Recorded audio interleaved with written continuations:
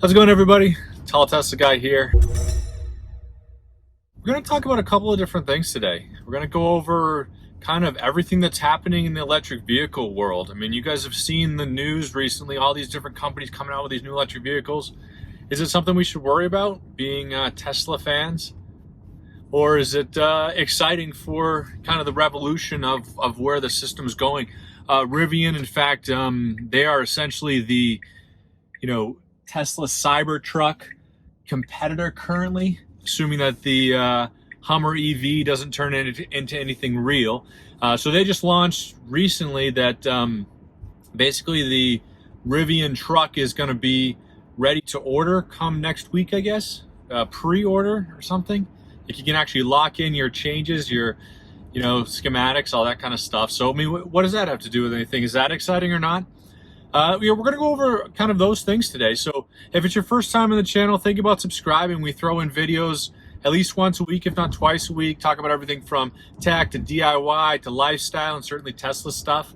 If you're a returning viewer, thank you so much for the support. Really appreciate it. Couldn't have done it without you. It's been a fantastic ride so far, and I can't wait to see where we go. And maybe hit that like button too if you're thinking about it. So let's just jump right into it. Some of the other companies that have come out with electric vehicles, and I talked a little bit about it in another video that you guys have probably seen, but I'll put a tag into it up over there, or there, either side. Basically the Ford Mach-e. Now the Ford Mach-e is a big thing, or a big one, just because Ford is such a large company. Obviously they've been around for coming up on 100 years. They're, if not maybe at 100, they're they kind of cemented themselves in Americana, if you will, and whether or not you like Fords, what they did with the assembly line was kind of amazing. So, stuff like that comes out, and then they launch an electric vehicle. Now, the electric vehicle that they launched happens to be the Ford Mach-e, which is exciting, especially if you like the Ford Mustang, because basically it's a spinoff of the Mustang, but an electric version of it. The downside to it, in my mind, is that you're lucky to get 300 miles of range. They're probably closer to 250. Now, they kind of came out with initially saying they were going to get 350 or 300, but then they just came out with some Consumer Reports testing, some NHIS testing that said that they really only got about 260, which is a major disappointment in my mind, especially for the price tag. You're probably looking 45,000 starting, but everything that they offer you is going to be a starting base price. And then if you want to get, side mirrors and, blinker fluid filled, stuff like that, you're going to be paying upwards of probably 55,000.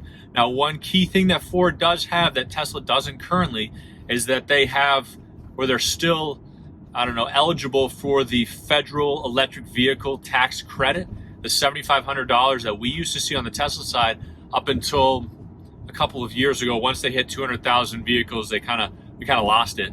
So newer companies like Ford, even Cadillac, the Volkswagen with the ID4, they're all going to be able to take advantage of that federal tax credit, which is super nice. Kind of drops that price down a little bit, but really, I think you buying a Ford Mach-e, buying an ID4, buying a Volvo XC40 electric, you're going to run into range anxiety. It's not going to give you it's not going to give you 350 miles of range like you get in the Model Y, the Model S, the Model 3. You're going to be, probably sub 3. And then on top of that, you're not going to have a supercharger network like Tesla does. So, that's going to be a little bit of a sticking point, I think, for a lot of people. On the positive side of all this kind of stuff, though, is it kind of forces Tesla to continue to innovate themselves. Now, these companies are not competing on range like Tesla is, or Tesla does currently. However, they're going to get there, right? So this battery technology that Tesla has with the 8640 cells and, double stacking them. I mean, GM's Hummer EV came out with, a double stack battery that was completely wireless. That Tesla doesn't have that, or they're not using it yet. So, stuff like that is going to be stuff that, Tesla's going to be forced to kind of move towards, forced to innovate, to kind of keep up with the demand or keep up with the excitement around it. And that's the kind of stuff that Tesla hasn't had for the longest period of time, just because they were really the EV market for the most part. So they didn't have to do stuff like that. And I think what it's going to do, the competition is going to create innovation or force innovation with Tesla. So you'll get more stuff like the Model 3 redesign, the Model Y redesign, the Model S redesign with the quad battery or the tri battery. So you have, you're pushing 500 miles of range on it, stuff like that. And I think that stuff is going to trickle down to the other models, being the SX. Yeah, the S would have it, the X, the 3, the Y, that sort of thing. And then certainly the Roadster. So, stuff like that's going to be exciting coming down the pipeline. And really, I mean, I'm not so narrowly focused on Tesla that I can't see the advantages. Like I was saying, that the advantages for the EV market, the fact that the Rivian is launching, the fact that the Hummer EV, though I think it's actual CGI in their commercial, should it actually turn into a real vehicle, it's going to force or push Tesla's hand with the Cybertruck. I mean, we talked about it in a previous video that the Cybertruck came out. A lot of people, it was either love or hate. People either loved or hated it. And it was, really as a first electric truck that could handle, 10,000 pounds pulling. I mean, F-150/F-250, kind of specs. The design was so radical that people either loved it or hated it. In fact, a lot of people didn't like it. So, the Rivian with their truck, the Hummer EV, it's forcing Tesla to kind of hit the drawing board again and come out with a couple of, potential designs. Now, the ones that I found were really schematics, that artist rendering, stuff like that. So they may not even come into fruition. However, I believe, or I have to believe deep down in my heart, that Elon, even with his, really extreme desire to come up with the creative new that's never been seen, which is obviously hit the nail on the head with the Cybertruck, he's going to have to appeal to the masses just a little bit. I mean, I was reading into it just to kind of find out why they went so dramatic with it. It is a rolled steel design. It helps with the support. It helps with weight distribution. And weight is the biggest thing with an electric vehicle anyway, just because you don't have a lot of power stored in the car. So you have to really prevent the power loss that you get from being heavy as much as possible. So that's kind of where you have it. And that's why the design is the way that it is. However, Rivian figured it out. Hummer EV potentially figured it out if it becomes real. So there's no reason why Tesla can.